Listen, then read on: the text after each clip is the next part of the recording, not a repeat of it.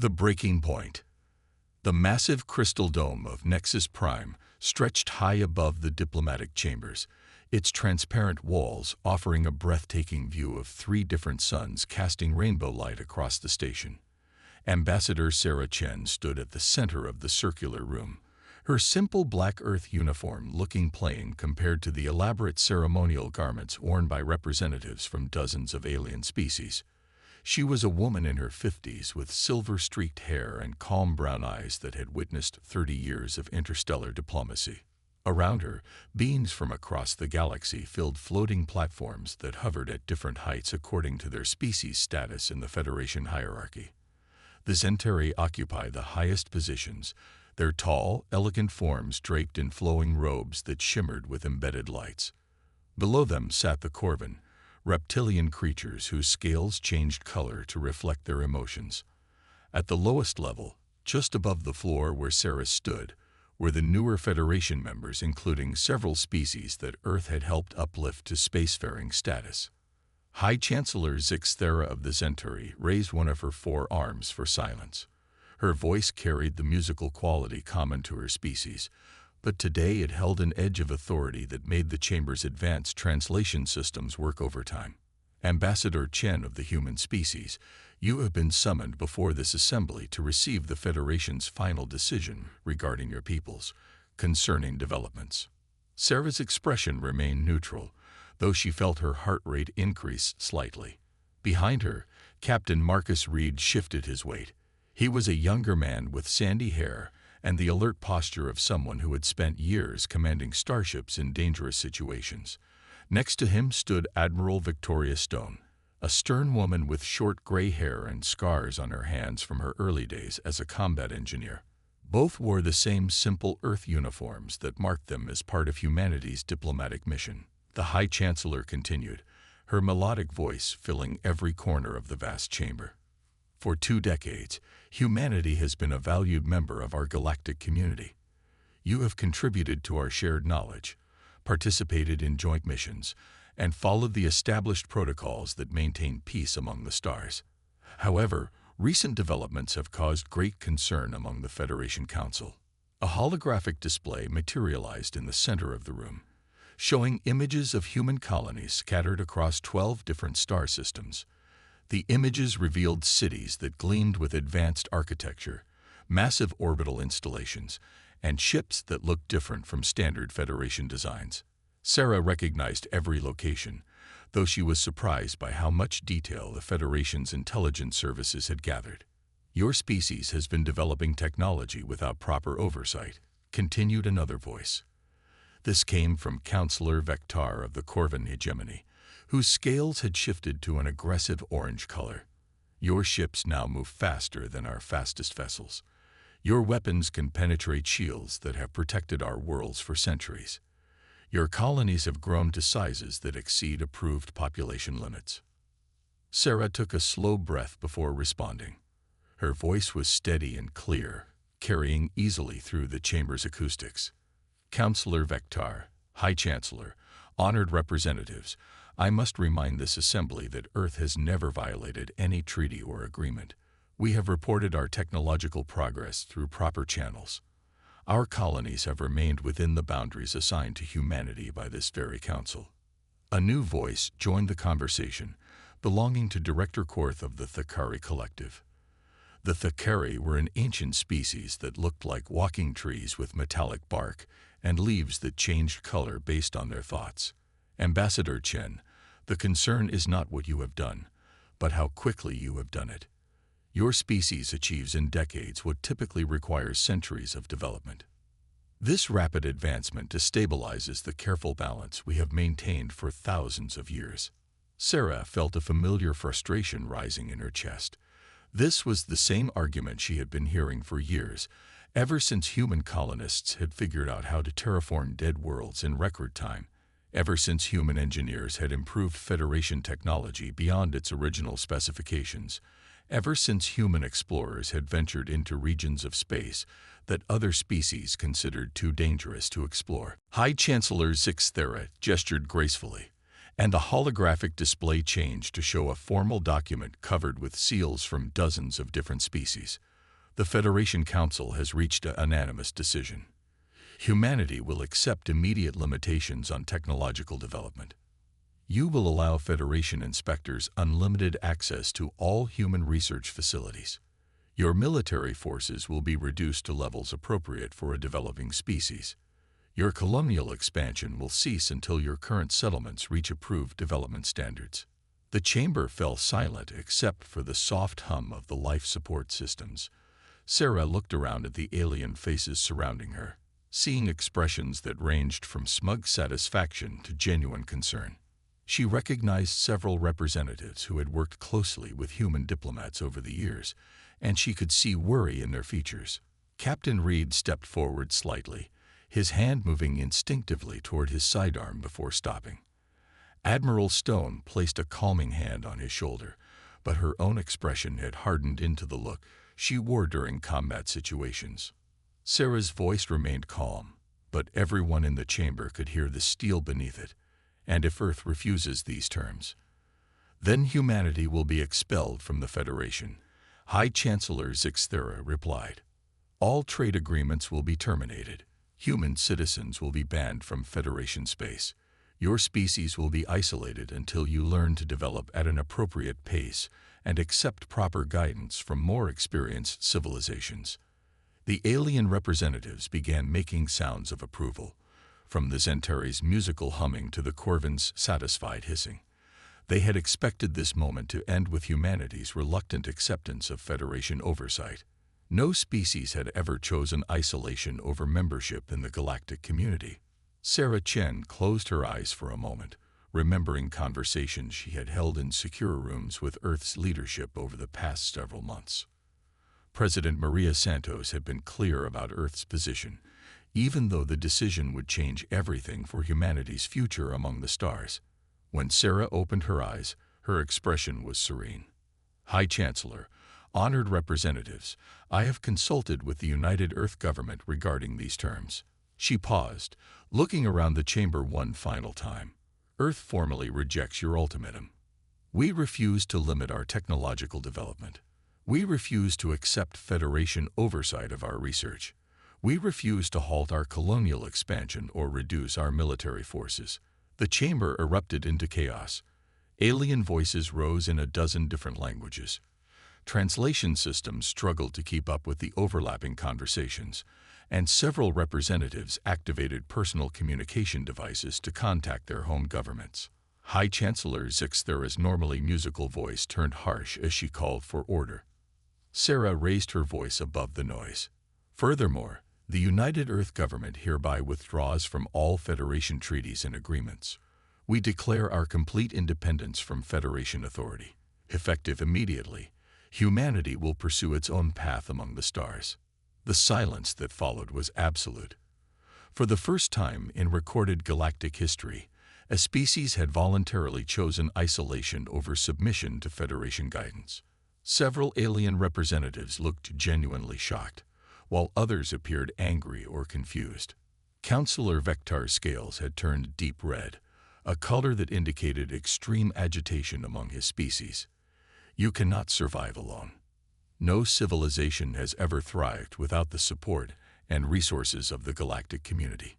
You will come begging for readmission within a standard year.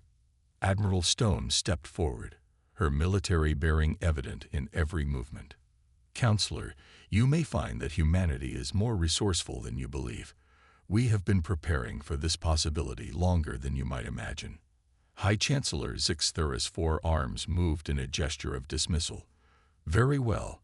Let the record show that humanity has chosen isolation. All trade agreements are hereby terminated. All human citizens have 30 standard days to depart Federation space. Any human vessels found in Federation territory after that time will be considered hostile. Sarah nodded respectfully to the assembly. We understand and accept these terms. However, I should inform you that all human personnel and resources will be withdrawn from Federation projects and installations. This includes the engineers maintaining your deep space communication networks, the doctors staffing your frontier medical stations, and the researchers working on your most advanced scientific projects. For the first time, some of the alien representatives began to look concerned. Over the past 20 years, humans had become integral to the Federation's infrastructure. They had volunteered for dangerous assignments that other species avoided, solved technical problems that had puzzled alien scientists for decades, and maintained systems throughout Federation space. Director Korth's metallic leaves rustled with what the translation systems identified as worry. Surely some individual humans will choose to remain and continue their important work, regardless of their government's decision. Sarah shook her head. I'm afraid not, Director. Every human citizen in Federation space has already received recall orders. We will be departing together, as we arrived together 20 years ago. Captain Reed activated a small device on his wrist, sending a coded signal to human ships waiting throughout the sector. Within hours, the most extensive evacuation in galactic history would begin. Every human scientist, engineer, diplomat, trader, and settler would begin the journey back to human-controlled space. The implications were staggering. Human-designed systems maintained life support on 17 major Federation stations. Human engineers had modernized the propulsion systems on thousands of alien vessels. Human doctors operated the only trauma centers capable of treating multiple alien species simultaneously. Human researchers led breakthrough projects in fields ranging from terraforming to faster-than-light communication. As Sarah and her companions walked toward the chamber's exit, High Chancellor Zixthera called out one final time. Ambassador Chen, your species is making a grave mistake.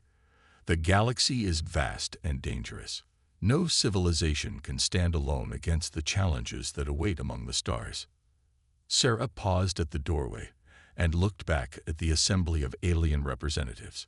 High Chancellor, you are about to discover something important about humanity. We have never sought to stand alone against the galaxy. We have sought to stand as equals within it. Since you have made that impossible, we will find our own way forward. The doors sealed behind them with a soft hiss, cutting off the renewed chaos of alien voices. In the corridor outside, Captain Reed finally allowed himself to smile. Admiral, that was either the bravest thing I have ever witnessed or the most foolish. Admiral Stone checked her chronometer and nodded with satisfaction. Captain, in approximately 6 hours, the Federation is going to begin learning the difference between those two things. Phase 1 is complete. Time to show them what humanity built while they weren't paying attention. As the three humans walked toward their waiting shuttle, none of them looked back at the chamber where the Federation representatives were still arguing about humanity's impossible choice. They had work to do, and less than 30 days to complete the largest logistical operation in human history. Behind them, the galaxy's oldest and most powerful alliance was about to discover what happened when they lost the species that had quietly become indispensable to their civilization's survival. The universe realizes its mistake. 6 months had passed since the human evacuation from Federation space, and Chancellor Zixthera stood in her private office, staring at reports that defied explanation. The elegant spires of the Federation capital world stretched beyond her windows, but even this ancient city showed signs of the crisis spreading across the galaxy. Several buildings flickered with unstable lighting, and she could see maintenance crews working frantically on systems that had operated flawlessly for decades. Her aide, a young Zentari named Kailana, entered carrying a data pad that glowed with urgent priority markers. High Chancellor, we have received another emergency request from the Outer Rim colonies. The terraforming equipment on New Thalassa has completely shut down. Without immediate repairs, the atmospheric processors will fail within weeks. Zixthera's normally melodious voice carried a note of frustration. What do our technical specialists report? That's the problem, Chancellor. The systems were redesigned by human engineers 5 years ago. Our specialists understand the basic principles, but the advanced modifications are beyond our current expertise. The documentation exists, but it's written in human technical terminology that our translation systems cannot fully interpret. The High Chancellor moved to her desk, where 17 similar reports waited for her attention. Colony worlds requesting emergency technical assistance, space stations experiencing critical system failures, trade vessels stranded when their human-modified engines shut down without warning. Each report told the same story. Systems that had worked perfectly for years were failing, and no one knew how to fix them. Meanwhile, in the distant Kepler sector, Dr. Elena Rodriguez stood in the observation deck of humanity's newest colony ship, watching the construction of something that shouldn't have existed. She was a brilliant xenobiologist who had spent 15 years working alongside alien scientists until the evacuation order brought her home. Now she served as scientific coordinator for Operation New Horizon, humanity's secret expansion project. Through the transparent aluminum viewports, she could see a massive space station taking shape in the void between two gas giants. The structure was larger than anything the Federation had ever built, its design incorporating technologies that human scientists had developed in hidden research facilities scattered across the galaxy. Hundreds of ships moved around the station like busy insects, their sleek forms bearing no resemblance to standard Federation designs. Dr. Rodriguez called her assistant, a young man named David Park, who had been evacuated from a Corvin research station. The agricultural modules are ahead of schedule. We'll be able to support a population of 50,000 within the month. Elena nodded, still amazed by how quickly humanity's true capabilities had emerged once they were no longer bound by Federation development restrictions. What's the status of our manufacturing capacity? Remarkable, David replied, consulting his tablet. The automated factories are producing everything from medical equipment to starship components. We're completely self-sufficient and actually generating surplus goods for trade with the independent worlds. The independent worlds were Elena's favorite part of the new galactic situation. As news of humanity's departure from the Federation spread, several smaller species had quietly approached Earth's ambassadors. These were civilizations that had felt overshadowed by the Federation's larger powers, species that valued innovation over tradition and cooperation over control. On the other side of the galaxy, President Maria Santos sat in her expanded Situation Room on Earth, watching real-time reports from across human space. She was a woman in her 60s with silver hair and intense green eyes that had guided humanity through its most challenging period of interstellar relations. Around her, military advisors and civilian specialists monitored the greatest transformation in galactic politics since the Federation's founding. "Madam President," said General Harrison Webb, humanity's highest-ranking military officer, "our intelligence networks report increasing instability in Federation space. The Corvin hegemony has lost 3 major industrial facilities due to system failures. The Thakari Collective is experiencing widespread agricultural problems on their agricultural worlds." Santos studied the holographic display showing the current state of the galaxy. Federation territory, marked in blue, showed numerous red warning indicators representing failing systems and emergency situations. Human space, marked in green, displayed a completely different picture: expanding colonies, new trade routes, and technological developments that surpassed anything in Federation records. "General, what's the status of our relationship with the non-aligned worlds?" "Excellent, Madam President. The Vegan Commonwealth has formally requested a mutual defense agreement. The Free Traders Alliance wants to establish permanent trade stations in our territory. Most significantly, the Andromedan Republic has withdrawn from the Federation and requested membership in our new Cooperative Council." The Cooperative Council was humanity's alternative to Federation membership. Unlike the Federation's hierarchical structure, where older species dominated newer ones, the Council operated on principles of equality and mutual benefit. Each member species contributed their unique strengths while maintaining complete sovereignty over their internal affairs. Back on Nexus Prime, High Chancellor Zix Thera faced an emergency session of the Federation Council. The great chamber that had once symbolized galactic unity now hosted heated arguments between species that blamed each other for the crisis spreading across their territory. Councillor Vectar of the Corvin hegemony spoke first, his scales shifting through angry shades of orange and red. The situation is becoming critical. Our industrial output has dropped by 30%. Essential systems throughout our space are failing, and we lack the expertise to repair them properly. Director Korth of the Thakari Collective rustled his metallic leaves in agreement. Our agricultural specialists cannot understand the modifications the human botanists made to our crop enhancement systems. 3 worlds are facing food shortages, and the problem is spreading. A new voice joined the discussion, belonging to Ambassador Thexera of the Rigelian Union, one of the Federation's founding members. The Rigelians were an ancient aquatic species known for their analytical minds and long-term thinking. Honored colleagues, we must acknowledge an uncomfortable truth.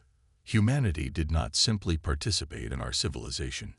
They improved it in ways we fail to recognize. The chamber fell silent as the implications sank in. For 20 years, human engineers had quietly upgraded systems throughout Federation space. Human doctors had developed new treatments for diseases that affected multiple species. Human scientists had solved theoretical problems that had puzzled alien researchers for centuries.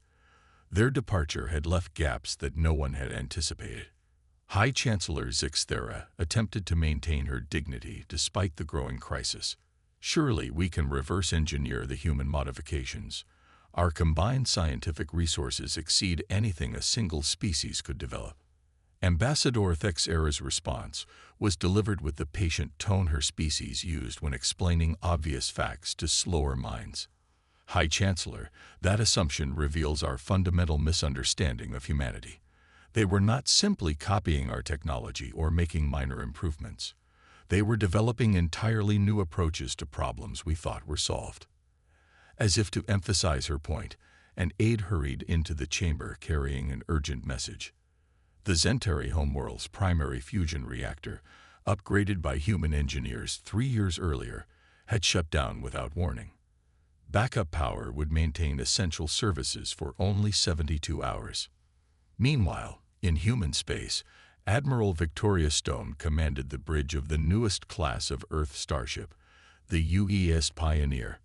The ship incorporated 20 years of human innovation that had been constrained by Federation technology restrictions. Its engines could travel faster than any Federation vessel. Its sensors could detect objects at ranges that exceeded alien capabilities by orders of magnitude. Its defensive systems used principles that Federation scientists insisted were theoretically impossible. "Admiral," reported her navigation officer, "we're receiving communication requests from 14 different alien governments. None of them are official Federation members." Stone smiled as she reviewed the requests. Species after species was reaching out to humanity, seeking everything from trade agreements to technological assistance to protection from Federation reprisals. The galaxy's political landscape was changing faster than anyone had anticipated. "Signal Command," Stone ordered. "Request authorization to begin Phase 3 of New Horizon. It's time to make our presence known." Phase 3 involved something unprecedented in galactic history. Instead of hiding their capabilities, humanity would demonstrate them publicly. Human colonies would reveal their true size and technological sophistication. Human fleets would begin patrolling trade routes that the Federation could no longer protect. Human diplomats would offer alternatives to species frustrated with Federation policies.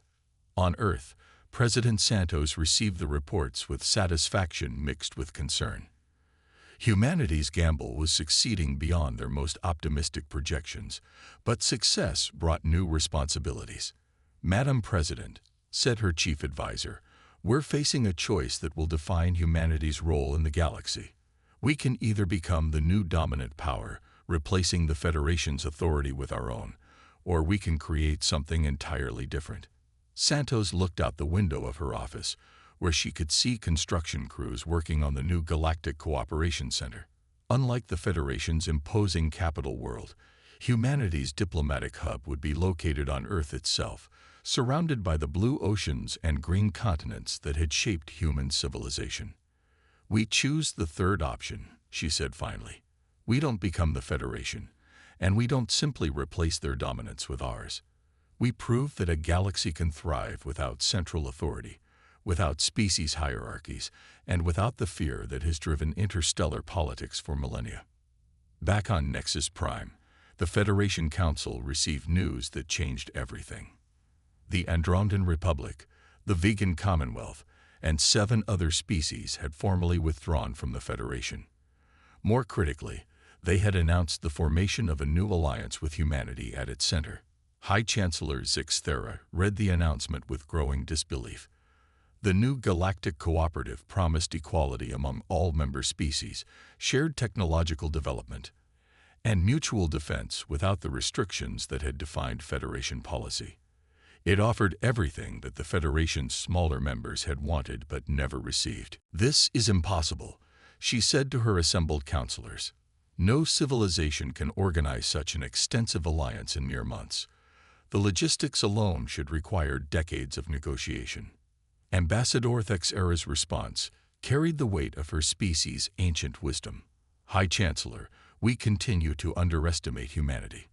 While we debated whether to trust them with advanced technology, they were developing systems that surpass our capabilities. While we worried about their rapid development, they were building a network of relationships throughout the galaxy. We thought we were containing them, but they were actually preparing to replace us." The truth hit the Federation leadership like a physical blow. Humanity hadn't stumbled into galactic prominence by accident. They had systematically identified the Federation's weaknesses, developed solutions to problems the Federation couldn't solve, and built relationships with species that felt marginalized by Federation policies. Their withdrawal wasn't a desperate choice. It was the culmination of a carefully planned strategy. As reports continued to arrive from across the galaxy, the scope of humanity's preparation became clear. Hidden research facilities had developed technologies decades ahead of Federation science. Secret diplomatic contacts had laid the groundwork for new alliances. Careful planning had ensured that humanity could survive and thrive without Federation support. The Federation, meanwhile, faced the collapse of systems they had taken for granted. Without human maintenance, their infrastructure was failing. Without human innovation, their technology was stagnating. Without human diplomacy, their member species were questioning the value of Federation membership. High Chancellor Zixthera stood alone in her office as the galaxy's oldest alliance crumbled around her. Through her windows, she could see the lights of the capital flickering as human-designed systems continued to fail. In the distance, ships were departing for territories now controlled by humanity's Galactic Cooperative. The Federation had tried to control humanity's development and had instead triggered their emergence as the galaxy's new dominant force. In seeking to maintain their authority, they had lost it completely. The universe had learned too late that humanity's greatest strength wasn't their technology or their military power, but their ability to inspire others to envision a better future among the stars. As the first Federation member species began negotiating with the Galactic Cooperative, it became clear that the age of the Federation was ending. A new era of galactic civilization was beginning, one where cooperation replaced control, and where humanity's vision of equality among the stars would reshape the galaxy forever.